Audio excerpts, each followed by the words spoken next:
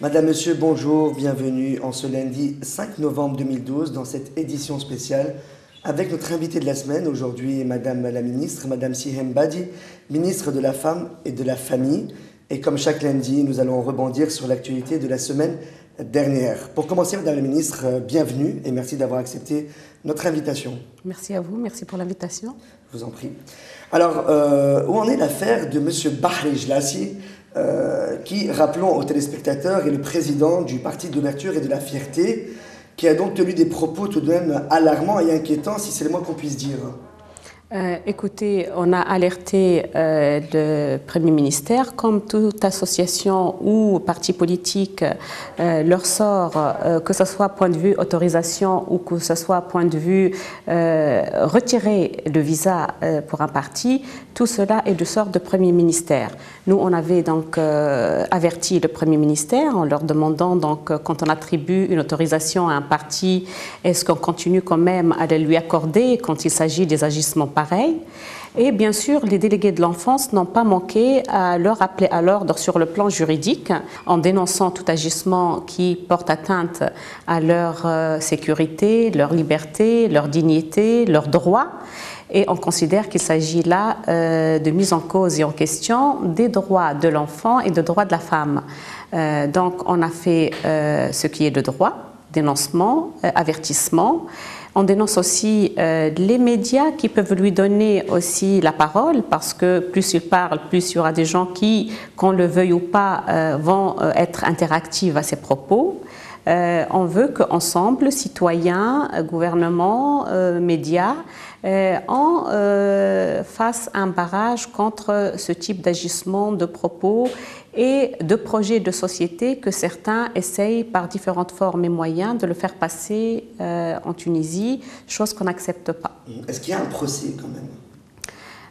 Ça peut aller jusqu'au procès et je crois qu'on a dénoncé et qu'on a averti parce qu'on a reçu aussi non seulement notre point de vue personnel, mais on a reçu d'autres associations qui sont solidaires avec nous et un procès est en cours. D'accord. Alors on a tous vu la polémique et les répercussions qu'il y a eu à propos de l'article 28. Aujourd'hui dans la Constitution, est-ce que les droits de la femme tunisienne sont respectés et surtout protégés ? Respecter ou protéger, bien sûr, il peut y avoir certaines qui essayent de revenir en arrière ou encore une fois de faire passer leur projet, mais on a fait la preuve que hommes et femmes, on est très vigilants à tout ce qui concerne les acquis, les droits de la femme, de la famille, de l'enfance. Et quand il y a eu le brouillon de ce le premier brouillon de cet article, toute la société civile, des hommes et des femmes indépendantes, ont su faire savoir leur position, leur point de vue. Et je crois que ce qu'il y a eu est positif parce qu'il y a eu une effervescence, il y a eu un échange interactif entre notre ministère, les députés, les différentes composantes de la société civile et on est arrivé à ramener nos députés à réfléchir encore une fois sur la question. Et on peut aller jusqu'à l'annulation de cet article-là, qui était vraiment très polémique et qui a suscité beaucoup de débats. Okay. Mais quand même, on a vu quand même qu'au sein de l'Assemblée nationale constituante, beaucoup de femmes de certains partis ont pris position et ont dit que la Constitution ne représente pas à 100% la femme tunisienne. Écoutez, à l'intérieur de l'Assemblée peut-être, mais je crois que les femmes, les hommes, à l'extérieur de la Constitution, autant que femmes qui sont très interactives à ce qui se passe à l'intérieur de la Constitution, que ce soit aussi beaucoup d'experts qui sont amenés à être écoutés par l'Assemblée, que ce soit aussi l'ouverture de nos députés pour venir quand ils sont invités à des tables de débat.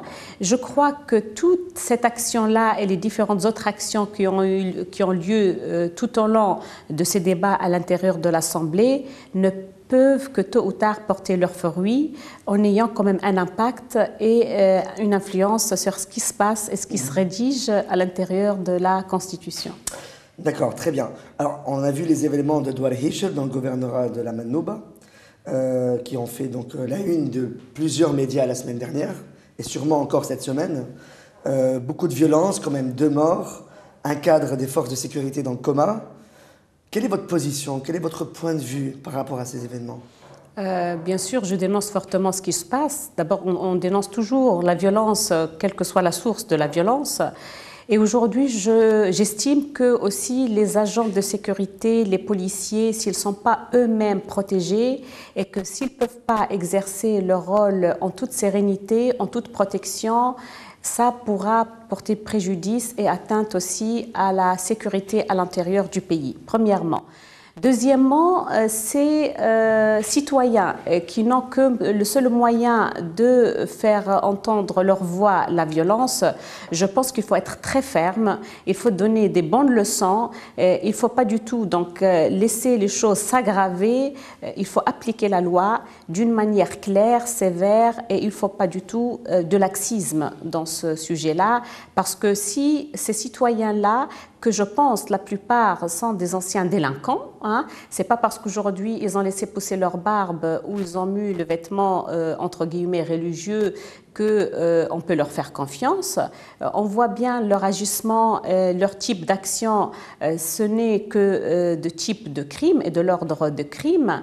Ils portent atteinte à la sécurité et à la paix au sein des zones calmes de nos régions. Je crois qu'il faut vraiment être très très ferme, appliquer la loi et protéger nos agents de sécurité, policiers et tout, pour qu'ils puissent exercer leur rôle fermement et en toute confiance. Est-ce qu'on peut dire aujourd'hui que le parti Ennahda a échoué sa mission?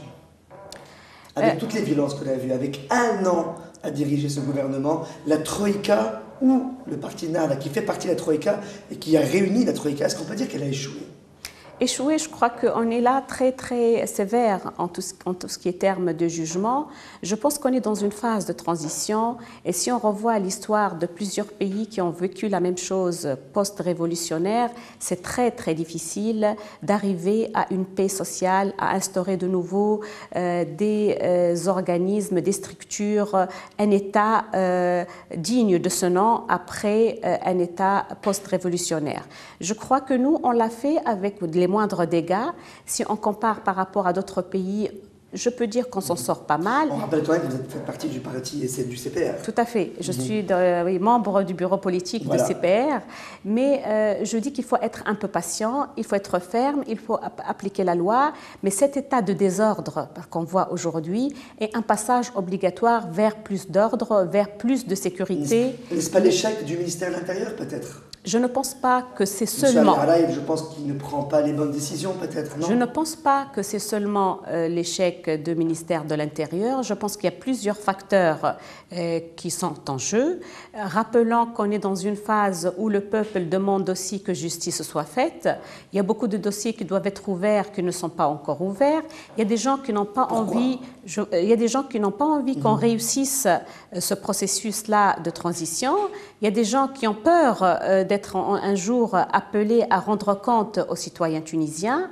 Donc c'est vrai qu'il y a des efforts et il y a des forces contre-révolutionnaires qui sont en train donc d'agir en contresens. On le voit, on le sent, on le vit. C'est pour ça qu'il y a deux pôles. Il y a le fait que c'est un gouvernement novice qui n'a pas une grande expérience pour gouverner, qui essaye de faire de son mieux. Et quand il essaye de faire de son mieux, il peut donc réussir et dans certains domaines, on peut voir l'échec. Et en contrepartie, on a des forces contre-révolutionnaires qui essayent de faire de sorte qu'on ne réussisse pas ce processus transitionnel ou de mettre le pays dans un état de désordre et de chaos total.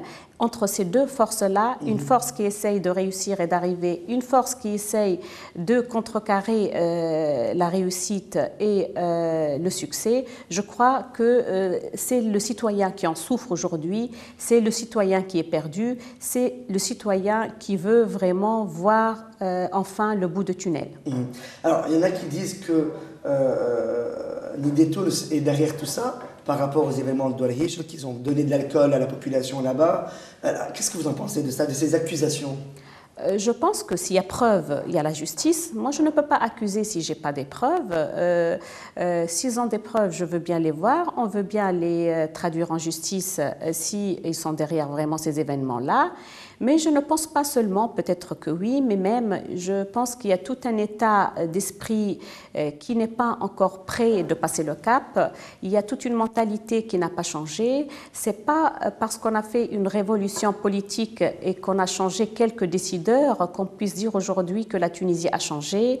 Je pense qu'il y a une mentalité, un état d'esprit, une culture qui est encore là et qui ne changera pas demain. Il faut de la patience, il faut du temps, il faut mettre beaucoup de moyens pour changer cet état d'esprit qui est encore présent et qui n'a pas encore changé en Tunisie. Et je crois que ça, c'est un travail de longue haleine. Quel est votre point de vue par rapport, Madame la Ministre, par rapport à ce qu'on a vu par rapport à Béchir Taïd Sepsi, Kamel El Taïf, Kamel Morgel, qui ont été accusés d'atteinte à la sûreté de l'État? Ces chefs d'accusation, est-ce qu'ils sont réellement corrects aujourd'hui? Encore une fois, moi je dis, je ne crois que ce que je vois, je crois en la justice. Oui, mais je crois en la justice. C'est-à-dire, s'il y a vraiment des dossiers solides, ils vont être traduits devant la justice. Il va y avoir un chef d'accusation.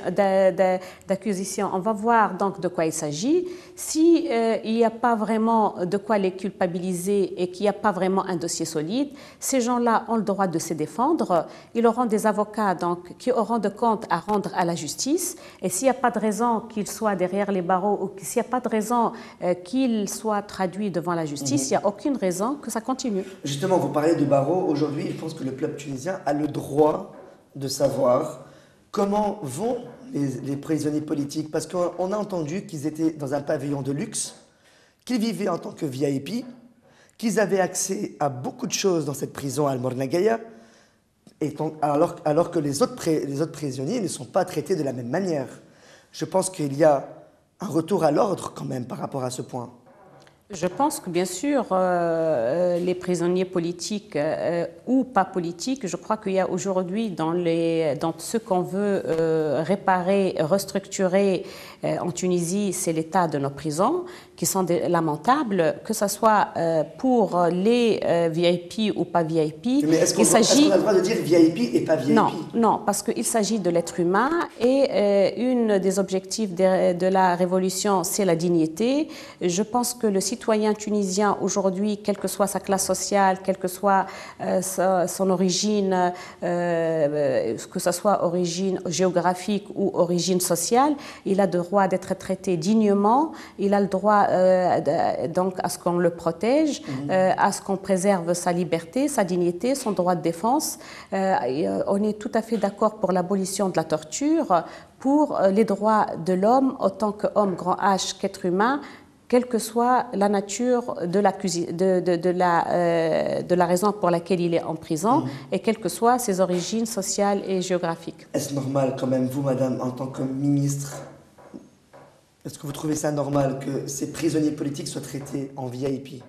Moi, je ne sais pas s'ils sont vraiment traités, il faut le prouver, mais si c'est le cas, bien sûr que je ne l'accepte pas et je ne trouve aucune raison, même s'ils sont des gens, admettons, qui ont un jour servi leur pays, mais on sait très bien à combien mal ils ont servi le pays.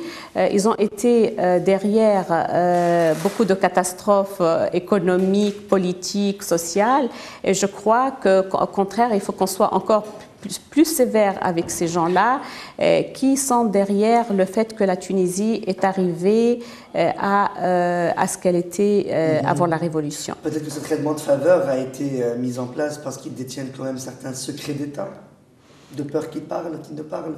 Je ne crois pas qu'il y a quelque chose qui justifie qu'il y en a certains qui soient traités mieux que d'autres. Je rappelle encore une fois que tout citoyen tunisien a le droit d'être traité dignement et a droit au respect. D'accord. Alors, Madame la Ministre, pouvez-vous nous dire quelle sera la date des prochaines élections en Tunisie? Parce qu'on a vu que ça serait pour juin 2013, puis on a entendu que ça serait finalement pour avril 2013. Alors, avez-vous la bonne date à nous annoncer? Écoutez, en ce qui me concerne, sur le plan personnel, j'espère que ça va être le plus tôt possible. parce que la Tunisie, on en a marre de passer d'une phase de transition en transition. On en a marre de ces fonctions ponctuelles dans le temps. On a envie vraiment de gouverner, mais d'une manière où on peut élaborer des stratégies de moyen et de long terme. Quelle serait la bonne période pour vous? La bonne période, c'est très difficile de la décider maintenant, et je pense que ce n'est pas à nous de la décider. Je pense qu'il y aura une instance de préparation des prochaines élections qui sera indépendante et qui sera élue par l'Assemblée. Et je pense que c'est à elle de décider d'une manière neutre, objective, en mettant à sa disposition le maximum d'éléments pour pouvoir vraiment élaborer une date. Ça se décidera selon les avancements des travaux de la Constitution, ça se décidera selon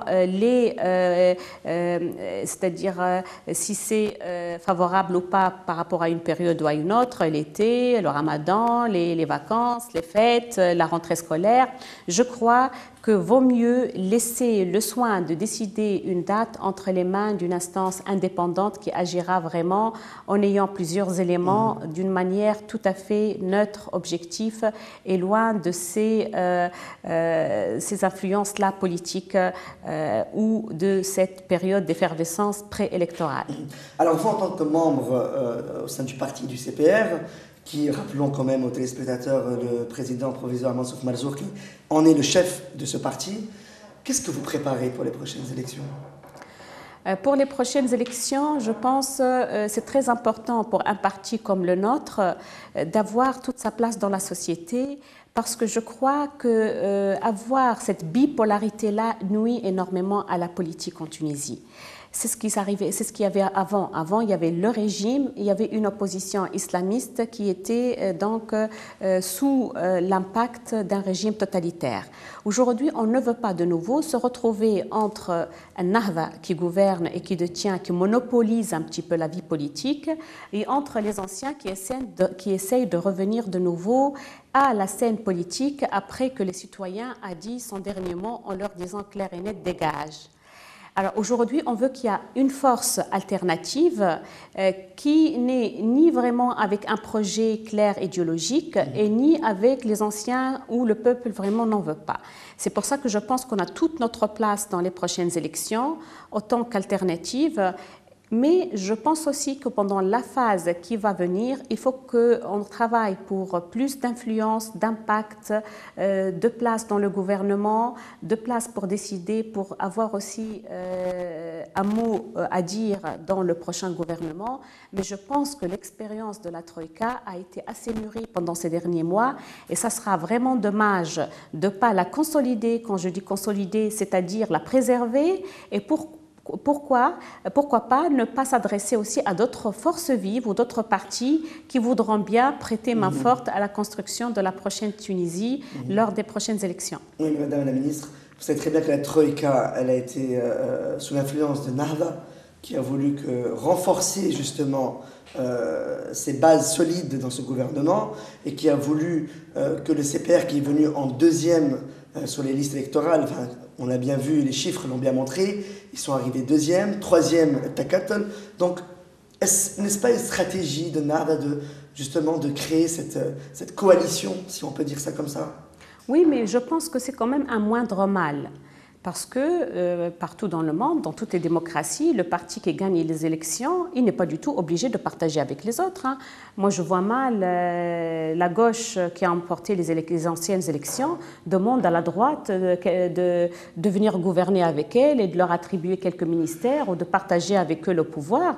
Ça, elle n'était pas obligée de le faire. Justement, n'est-ce pas une stratégie de Nahda de faire ça? Oui, si c'est une stratégie, c'est une bonne stratégie. C'est une bonne stratégie. C'est une bonne stratégie? Oui, parce que je pense que gouverner toute seule, elle aurait tout à perdre.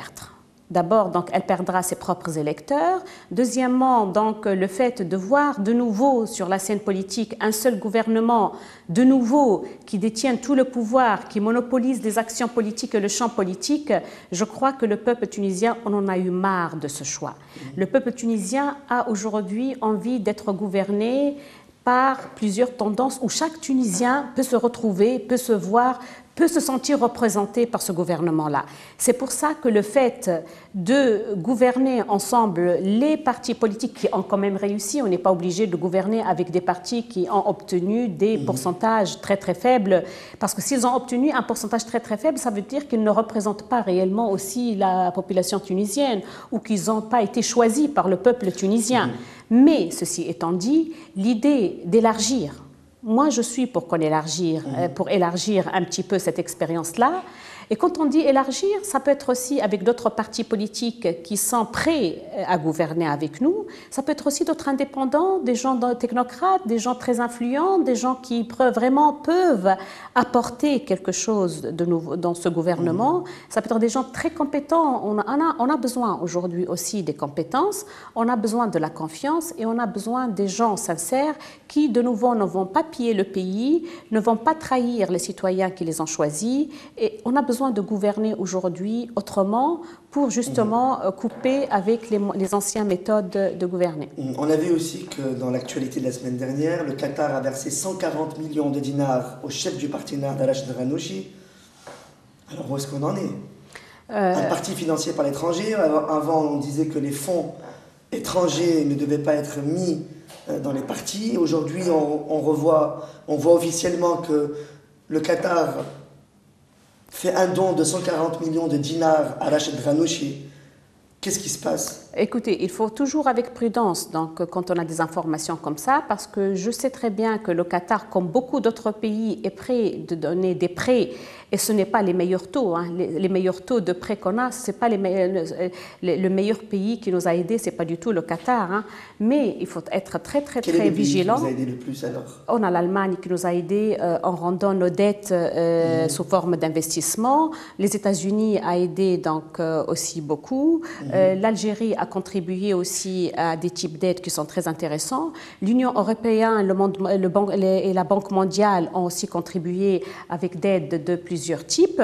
L'aide, ça peut être une aide logistique, ça peut être une aide sous forme de prêt, ça peut être une dette en gelant momentanément nos dettes. Le Qatar a joué quand même un rôle très significatif. Alors permettez-moi de vous dire que jusqu'au jour d'aujourd'hui, donc l'État tunisien n'a pas commencé à bénéficier rien que des promesses qu'on a eues de la part de Qatar, mais si elle donne de l'argent au parti, autant que parti, pas du tout autant que gouvernement, donc à ce moment-là, il faut aller vérifier à qui finance aussi les autres partis. Moi, si je parle de mon parti, le CPR, nous, on est un parti pauvre, on n'a même pas un local digne d'un parti qui est le deuxième dans ce pays-là. Hein. On est au 6e étage sans ascenseur dans un local. Et il se trouve au pouvoir quand même. Et se retrouve quand même au pouvoir, mais parce qu'on accepte tout type de financement douteux.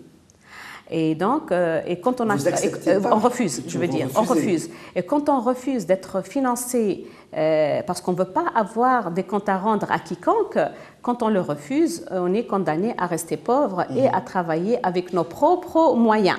Mais je ne pense pas du tout qu'il y a Nahda, si c'est vrai, c'est avéré qu'elle a vraiment reçu des dons, il faut vérifier aussi comment les autres partis sont en train d'exister, d'agir, par quels moyens, qui est derrière ces partis-là.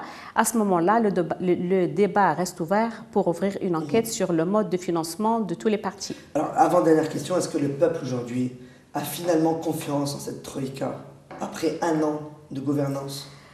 On est passé par une phase très très difficile où nous-mêmes, en tant que gouvernement, on ne voyait pas le bout du tunnel. D'abord parce qu'on est dans une crise économique sans précédent et on est face à une population très revendicatrice qui veut tout de suite et avec les moyens qu'on a.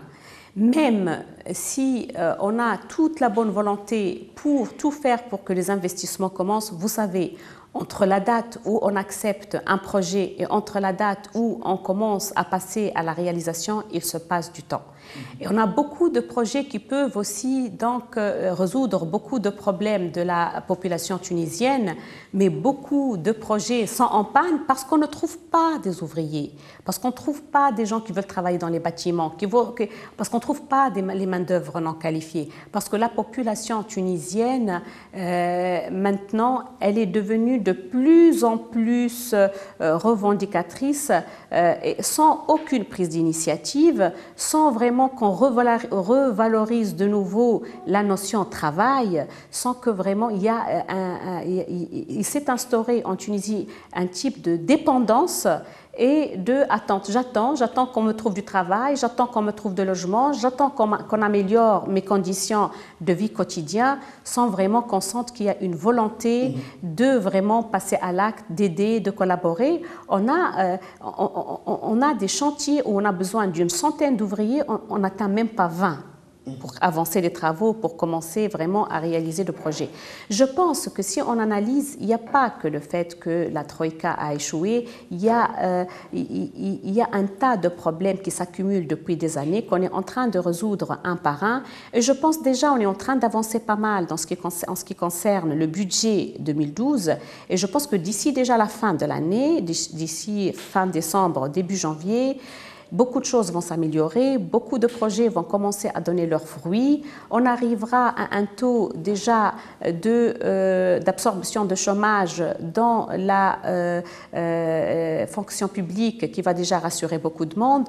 On va commencer petit à petit à voir des indices positifs, mais il nous est très difficile, voire impossible, avec une baguette magique, de donner aujourd'hui un travail à tout chômeur, un logement à toute famille qui est sans abri, à améliorer le quotidien de nos citoyens. Il est strictement impossible. Avec toute la volonté qu'on veut mettre, je ne crois pas qu'il y a un parti ou qu'il y a une personne aujourd'hui qui nous dit qu'en quelques mois, il peut résoudre les problèmes de citoyens tunisiens aujourd'hui. Il faut des moyens, il faut des projets, il faut aussi une implication des citoyens, il faut changer la mentalité de cette dépendance de l'État et je crois que petit à petit, on arrivera à voir mieux.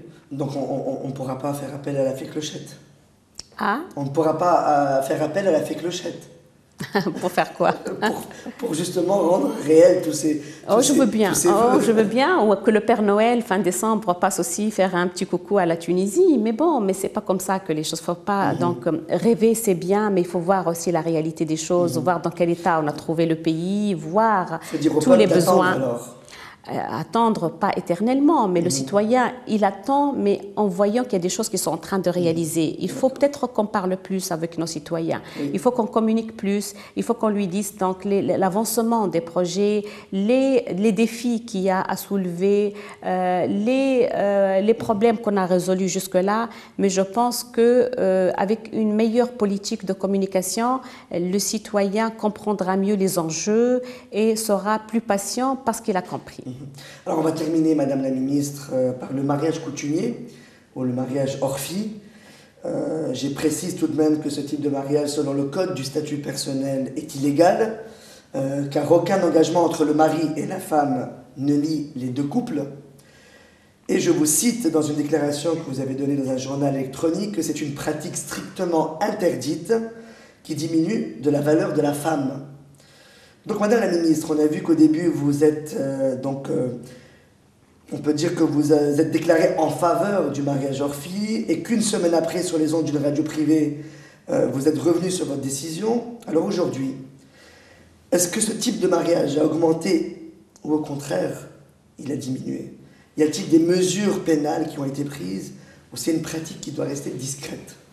Non, je pense que c'est une pratique qui doit être abolie, qui doit être condamnée et il faut vraiment le faire surtout pour préserver les droits de la femme et des enfants.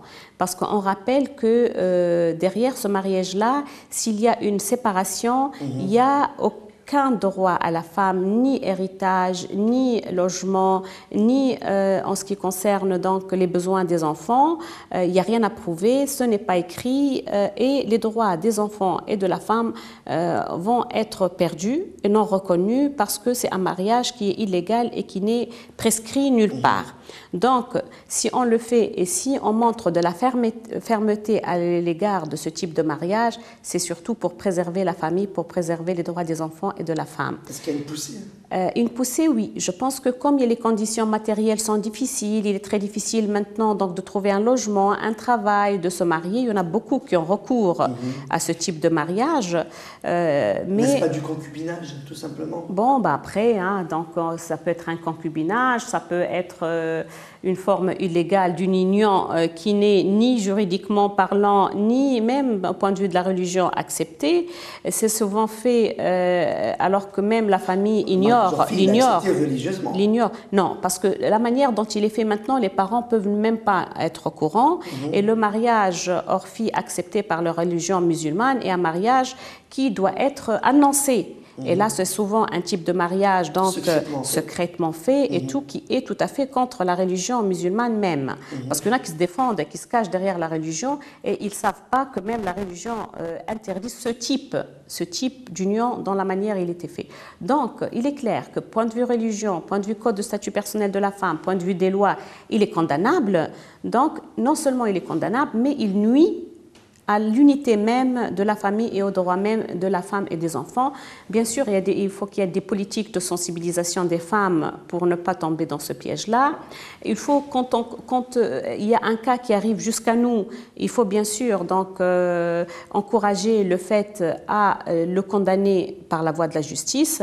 Je dis toujours que par la fermeté, on arrive à réaliser beaucoup de choses. Si on montre assez de fermeté de la part de la famille, donc, qui continue à refuser ce concept-là, par la part de la loi qui continue à condamner donc, tout procès qui arrive jusqu'à elle sur ce plan-là, et même les gens qui veulent l'utiliser sous le nom de la religion, il faut aussi une politique de communication pour dire que même, point de vue religion, il est strictement interdit avec la manière dont il est établi. Madame Sihem Badi, ministre de la Femme et de la Famille, merci d'avoir répondu à nos questions, merci d'avoir accepté de venir aujourd'hui dans notre plateau, dans cette édition spéciale. Merci à vous de m'avoir invité et bon courage, bonne continuation. Mesdames, Messieurs, donc c'est la fin de ce journal, de cette édition spéciale avec notre invitée de la semaine, Madame Sihem Badi, ministre de la Femme et de la Famille. Et bien sûr, on se retrouve pour notre prochaine édition lundi prochain avec l'invité de la semaine. Merci beaucoup, bonne journée.